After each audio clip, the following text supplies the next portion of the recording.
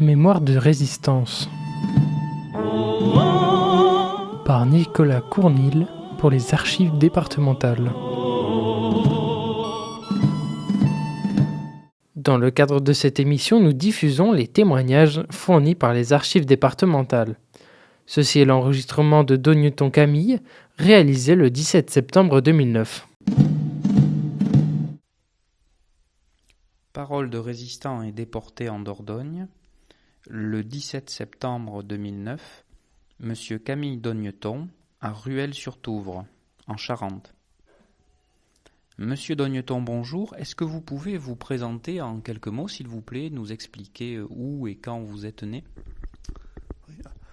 Alors, je suis né le 19 janvier 1922 à Saint-Saulx-la-Coussière, en Dordogne. Je suis resté là-bas jusqu'à l'âge de 6 ans. Et à 6 ans, j'ai rejoint la ville de Nontron, où j'ai fait mes études primaires. Je dois dire que mon père est décédé à l'âge de 24 ans, en 1924. Il était gazé pendant la guerre et ma mère était donc veuve et s'est remariée avec un agriculteur qui habitait Nontron. Et j'ai passé ma jeunesse à Nontron. À partir de 6 ans, j'ai passé toute ma jeunesse à Nontron jusqu'à 14 ans où je suis rentré à la fonderie de Rueil, qui est un établissement qui travaillait pour la marine nationale, comme un arsenal, quoi. Avez-vous des souvenirs de votre père ? Non, aucun. J'avais 2 ans. Je suis né le 19 janvier 1922, et lui il est mort en 1924. Je n'en ai aucun souvenir. Je peux pas, j'avais 2 ans, c'était pas possible. C'est pas possible. Et quelle était la profession de votre mère ? Quelle était son activité ? C'est-à-dire que ma mère était fille d'agriculteur, quoi. Elle habitait à Saint-Saulx, elle était fille d'agriculteur, et c'est vrai, avec mon père, lui, était menuisier. Mais il n'a pas vécu longtemps pour pouvoir, évidemment, assurer la famille, quoi. C'est pas possible. Alors c'est pour ça qu'elle s'est remariée, mais bien plus tard, en 1930, avec un agriculteur qui habitait Nontron, et qui en principe c'est lui qui m'a élevé, quoi. Je suis fils unique, bien sûr. Je ne peux pas dire grand-chose d'autre, quoi. Donc l'activité de votre famille était liée aux revenus de l'agriculture, du travail de la terre. Oui, c'était des agriculteurs. Ces agriculteurs, ils étaient fermiers à Nontron, quoi. À proximité. La ville de Nontron, quoi. Puis ils étaient au champ de foire de Nontron et ils sont restés là jusqu'à l'âge de la retraite, quoi. Que dire là-dessus ? Le champ de foire de Nontron, c'est le lieu-dit, c'est le... Oui, c'est le lieu-dit de la ferme. C'était là où ils habitaient, et puis les champs étaient à proximité, quoi. Et en un mot, pour votre maman, entre le moment où elle s'est remariée et le décès de votre père, quelle était son activité, quels étaient ses revenus ? Ah bien, elle travaillait avec ses parents. À la ferme. À la ferme, oui, à la ferme. Mais alors là, à la ferme à Saint-Saulx. À Saint-Saulx jusqu'à je me rappelle 1928 qu'ils sont partis de Saint-Saulx. Ils ont rejoint Nontron et ils avaient également une ferme, et c'est là où ma mère s'est remariée. Vous indiquiez que votre père a fait la Première Guerre mondiale et a été gazé, a été victime de la guerre. Est-ce que votre mère vous parlait de votre père et de sa participation à la Première Guerre mondiale ?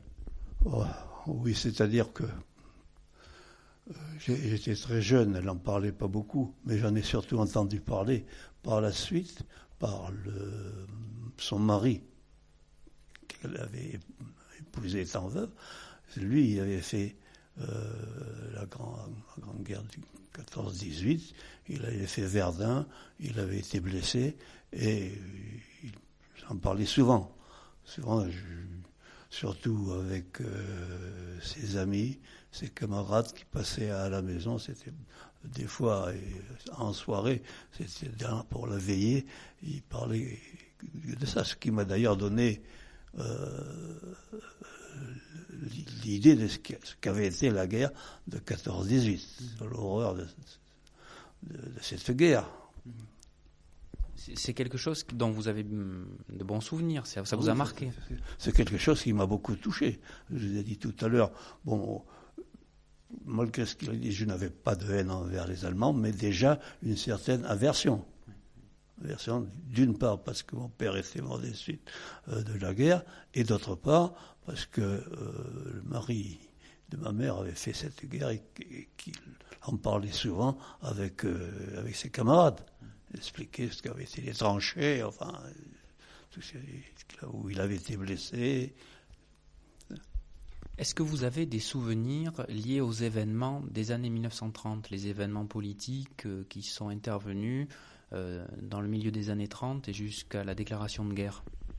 Ah oui, j'étais jeune, mais enfin, j'ai entendu parler disons, de la politique de l'époque, quoi. Et je me rappelle avoir entendu parler des journées de 1934, où une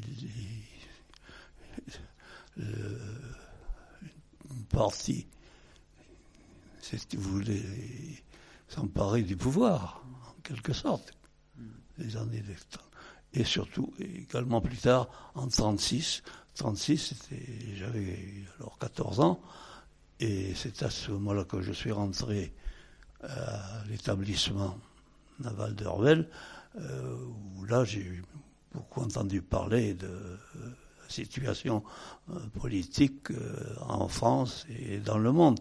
Je me rappelle très bien par exemple, de la guerre d'Espagne, enfin, de ce que j'ai pu apprendre sur la guerre d'Espagne. On en parlait beaucoup. Dans les syndicats, ça c'était quand même une affaire importante, quoi. Et je me rappelle avoir entendu parler des différends qu'il y avait avec le gouvernement et les partis politiques qui voulaient aider l'Espagne républicaine. Ça, je m'en rappelle très bien. On parlait politique donc chez vous, dans votre foyer? Pas tellement dans mon foyer, non, parce que là, à ce moment-là, je n'étais plus avec mes parents.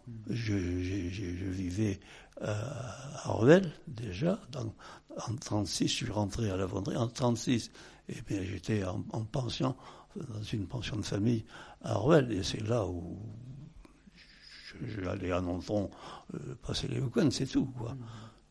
Non, dans la famille, non, mes parents ne s'occupaient pas beaucoup des événements dans l'époque. Vous savez, il n'y avait pas la radio, il n'y avait pas, des journaux, il y en avait, mais c'était quand même relativement cher pour une famille d'agriculteurs, parce que ça gagnait pas bien sa vie, l'agriculture à l'époque, et même encore d'ailleurs. Voilà. Et donc c'est à Ruelle que vous avez pris connaissance avec le mouvement du Front populaire. Exactement, c'est à Ruelle que j'ai connu ces événements qui ont amené le Front populaire et ses avantages à ce moment-là. Est-ce que vous pouvez décrire ce qu'était Ruelle dans le milieu des années 30 ? Parce que le département de la Dordogne est essentiellement rural et agricole, et il semblerait que Ruelle en Charente était un petit centre industriel. Ah oui, Ruelle était très, très, très industriel. C'était une fabrique de matériel pour la marine de guerre, fabriquer des canons. Il y avait quand même 2000 ouvriers. C'était une usine qui avait été créée par le marquis de Montalembert, l'année, je ne me rappelle plus, en 1800 et quelques, qui avait toujours progressé. Je veux dire, il y avait au moins 2000 ouvriers, quoi, à l'époque. Et en 1936, ça s'est même embauché de plus en plus. Est-ce que c'est un choix de votre part ou de votre famille que de vous diriger vers un apprentissage industriel ? C'est-à-dire que à ma sortie de l'école primaire, j'ai passé certains concours, notamment les bourses, et également le concours pour des apprentis à Arvel, parce que j'avais des camarades qui étaient plus âgés que moi, qui étaient déjà embauchés à Arvel, qui étaient passés par l'école des apprentis d'Arvel, et cela a donné l'idée à mes parents de me présenter au concours pour l'école des apprentis d'Arvel. Est-ce qu'on peut dire qu'il y avait une volonté de ne pas vous envoyer travailler dans le monde agricole et de davantage vous tourner vers l'industrie, ou est-ce que c'est le hasard ? C'est-à-dire, c'est un peu le hasard. À l'époque, vous savez, les parents cherchent toujours à ce que leurs enfants puissent avoir une vie meilleure que celle qu'ils avaient. Et la vie des agriculteurs à l'époque n'était pas agréable. Alors moi, ils m'ont fait rentrer à la fonderie d'Orwell pour que je sois un peu mieux dans la vie. Et vous aviez donc 14 ans en 1936, et vous travaillez dans l'industrie. C'est, pour nous, notre regard aujourd'hui, c'est très jeune. Quelle était votre activité ? Que faisiez-vous dans cette industrie ? C'est une école d'apprentis qu'il y avait à Arvel, qui faisait pour l'établissement presque tous les métiers. Ajusteur, fraiseur, tourneur. Il y avait des mouleries, également mouleurs, des forgerons, chose qui maintenant a disparu, bien sûr, mais qui à l'époque était très importante. Très importante. Et moi, je n'avais pas choisi. On m'a dit, tu vas être ajusteur, et j'ai appris le métier d'ajusteur. Voilà. C'était une école qui était au sein de l'entreprise ? C'était une école d'apprentissage, oui. C'était une école d'apprentissage qui était très, très importante. Très importante. Elle était même renommée, cette école d'apprentissage. Ah oui. Mais alors, l'école, ils étaient embauchés, les élèves étaient embauchés ensuite à l'âge de 18 ans. Ils passaient ouvriers dans l'établissement. Et cette école, c'était un établissement public ou c'était... Non, c'était... oui, ça appartenait au ministère de la Marine, au ministère de la Guerre. C'était le ministère de la Marine pour l'armement, quoi. On appelait ça, à ce moment-là, c'était ce qu'on appelait les travailleurs de l'État. Et dès votre arrivée dans cette institution, dans cette école, vous parlez politique, vous sentez qu'il se passe quelque chose ? Non, on était quand même un peu jeunes, mais progressivement, on a vu l'action des syndicats. À ce moment-là, je pense qu'il n'y avait qu'un syndicat, c'était la CGT, mais qui quand même manifestait ses opinions, notamment au moment du Front populaire. Quoi. Est-ce que, à l'arrivée du Front populaire, lorsque le Front populaire est élu, vous étiez à Ruelle, c'est bien cela ? Ah oui, au moment du Front populaire, j'étais apprenti, c'est en 1937, quoi, en quelque sorte. J'étais apprenti à ce moment-là, j'étais apprenti de 1936 à 40. À l'âge de 18 ans, je suis passé ouvrier juste pendant la guerre, quoi, disons. Et quelle était l'atmosphère ? Est-ce que vous ressentiez quelque chose de particulier après ces élections de 1936 auprès des ouvriers ? Oh, bien, quand même, bien. Comment dirais-je ? C'était vraiment quelque chose de magnifique pour eux. Les congés payés. Pour les vacances, tout ça, c'était très, très important. C'était très important, c'était un avantage matériel appréciable, quoi. Certains ont parlé d'une très grande joie dans le monde ouvrier de cette élection. Est-ce que ça se ressentait vraiment? Ah oui, ça se ressentait, Ravel, surtout que c'était, disons, l'établissement le plus aisé, quoi, de la Charente, quoi. Les salaires étaient guidés par des salaires de la région parisienne. Alors quand même, pour la Charente, c'était très, très important. C'est-à-dire que disons que c'était à ce moment-là, c'était quand même des ouvriers aisés. D'ailleurs, beaucoup autour d'Orwell possédaient une ferme et venaient travailler à l'usine. Et puis, enfin, d'autres... la paye suffisait largement à ce moment-là. Et lorsque vous terminez votre apprentissage, vous êtes ajusteur dans cette industrie. Oui, Quel est votre travail? Vous pouvez le décrire en quelques mots? Mon travail, c'est très difficile à expliquer, parce que j'étais affecté à ce qu'on appelle le montage du matériel. Le matériel, c'était des canons. Mais on travaillait pour des canons, pour la marine. Et j'étais affecté au montage de ces matériels. C'est-à-dire qu'on fabriquait, en quelque sorte, on fabriquait des canons, on faisait les essais, et après ils étaient embarqués sur des bateaux à Rochefort. Donc c'était un travail très important pour la défense nationale. C'était très très important. Ah oui, c'était très important. Il n'y avait que cet établissement, en quelque sorte, qui travaillait pour des matériels. C'est eux qui ont fait les 380 du Jean Bart. C'était très, très important. C'est jusqu'à ces dernières années où ça a changé de 2000 ouvriers. L'établissement est passé à 800 ouvriers, mais qui travaillent toujours pour la marine, qui travaillent toujours pour l'armement des bateaux. Et à ce moment-là, est-ce que vous suivez l'actualité internationale, et je pense en particulier à la montée du nazisme en Allemagne? Ah, mais bien sûr. Ça, il en était fort question dans les ateliers. Les discussions entre les ouvriers portaient beaucoup sur le fascisme, quoi. Le fascisme, sur la guerre d'Espagne, et puis la montée du fascisme en général, quoi. Est-ce qu'on peut résumer les opinions qui régnaient en un mot? Est-ce qu'elles étaient favorables aux républicains espagnols? Quel était l'avis sur le Hitler et sa prise de pouvoir? Ça, évidemment, les ouvriers étaient favorables, comment dirais-je, à la lutte même, contre le fascisme, quoi. Contre le fascisme. D'ailleurs, la suite l'a prouvé, puisqu'il y avait pas mal d'ouvriers d'Orwell qui ont payé de leur vie leur lutte politique de cette époque.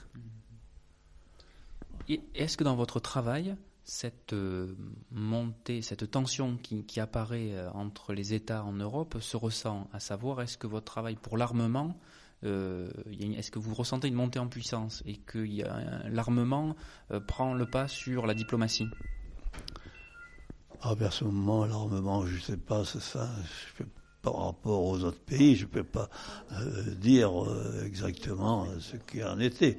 Donc, vous savez, on travaillait, on construisait ces canons, enfin, mais je ne peux pas vous dire par rapport aux autres pays si est-ce que influence, quoi.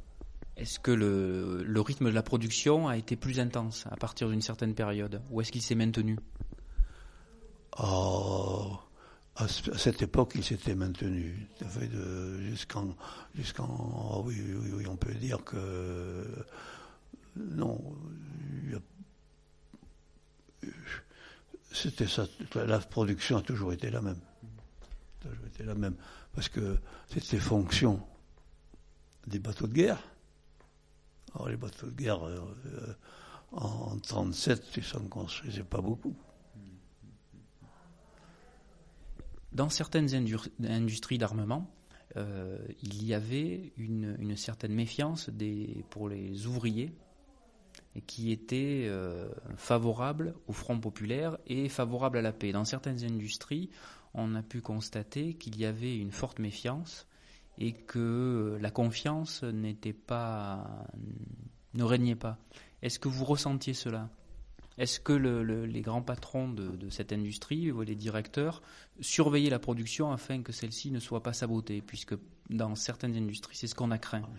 Écoutez, j'étais un peu jeune pour me rendre compte de la marche de l'établissement. Vous savez, on s'en occupait pas beaucoup.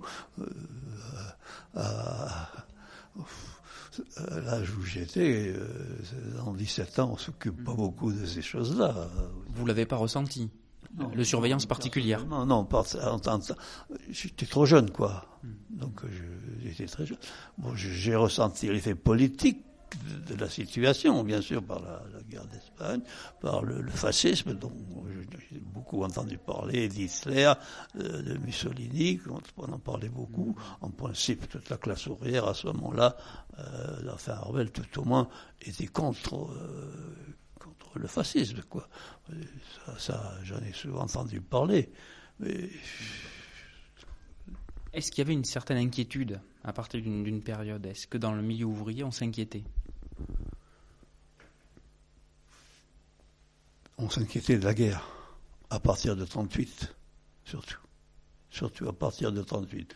1936, 1937, tout ça, c'était très bien. À partir de 1938, on a entendu beaucoup parler des accords de Munich. Et là, ça a commencé quand même à se sentir, quoi. Puis, déjà, les gouvernements ont également, enfin, tout au moins en 1938 et 1939, n'était pas ce qui était de 37-38, quoi, qui était à l'avant-garde de la situation, quoi.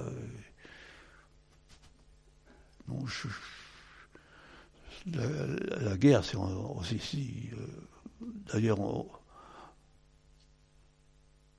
quand on a vu que le fascisme, enfin, prenait de l'importance en Espagne quand Franco a pris. Alors là, quand même, il y a eu une prise de conscience dans la classe ouvrière, quoi, qui a senti que ça risquait d'aller beaucoup plus loin.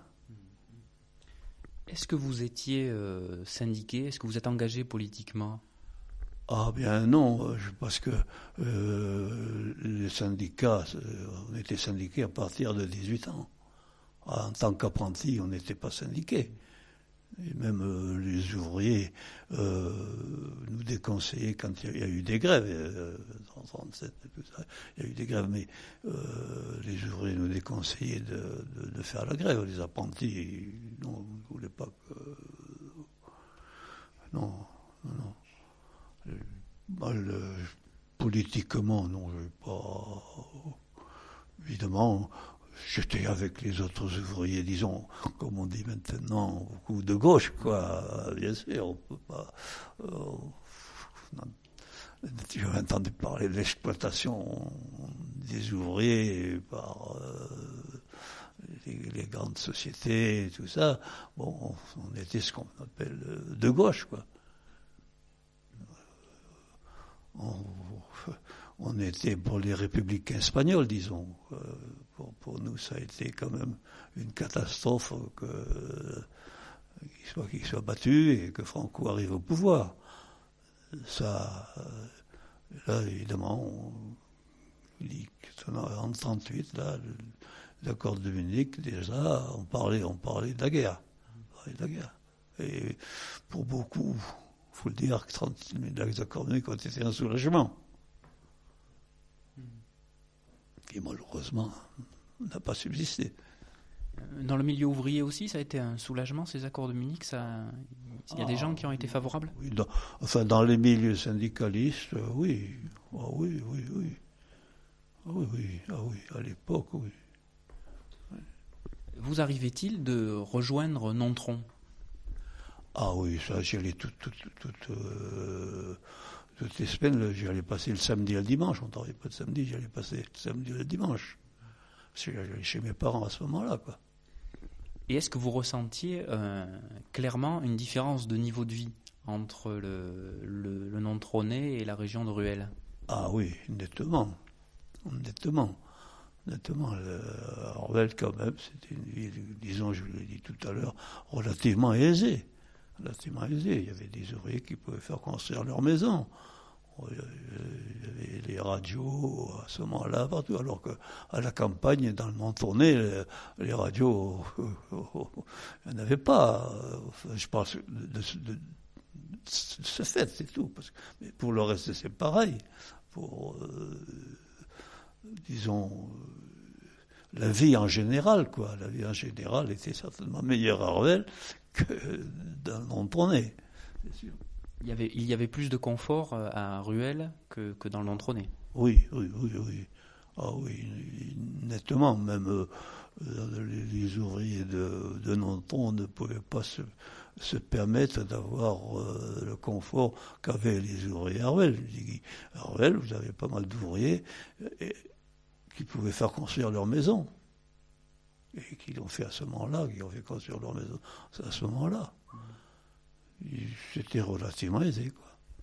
Pour prendre un exemple simple de confort, est-ce que vous avez le souvenir de l'électrification? Est-ce qu'il y avait l'électricité à Ruelle? Est-ce que vous... Ah oui, ça, l'électrification, alors ça existait. Oui, l'eau courante, ça existait.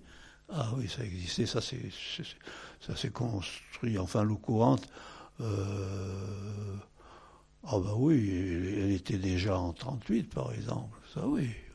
Et dans le Nontronais, c'était équivalent? Ah ben non, le Nontronais, la ville de Nontron, oui, mais à la campagne, non, à la campagne, il fallait encore tirer l'eau au puits. C'était le cas chez votre mère? Non, parce que la ferme qu'ils avaient, elle était au champ de foire de Nontron, c'est-à-dire c'était quand même un quartier un peu en dehors de la ville, mais qui avait quand même toute l'électricité, l'eau courante, la borne dans la rue. La borne dans la rue à ce moment-là. On tirait l'eau à une borne dans la rue, remarquez dans tout Nontron d'ailleurs. L'eau courante dans Nontron, je ne sais pas quelle année elle existait, mais enfin à ce moment-là, c'était des pompes dans la rue, quoi. Et à Ruelle, est-ce que les conditions de travail pour vous étaient difficiles? Comment les qualifieriez-vous? Oh, les conditions de travail, non, on ne peut pas dire qu'elles étaient difficiles. Il fallait faire son travail, bien sûr. On était, comment dirais-je, en tant qu'apprenti, évidemment, on était déjà payé. En tant qu'apprenti, on était déjà payé, évidemment. Bon, c'était pas gros, mais enfin, quand même, pour nous, c'était important. C'était important. Et je vous dis, les salaires étaient vraiment, par rapport à la Charente, la Dordogne, tout ça, les salaires étaient nettement plus élevés puisqu'on était basé sur la région parisienne, quoi. Et les conditions de travail à la ferme que vous pouvez comparer, c'était plus difficile?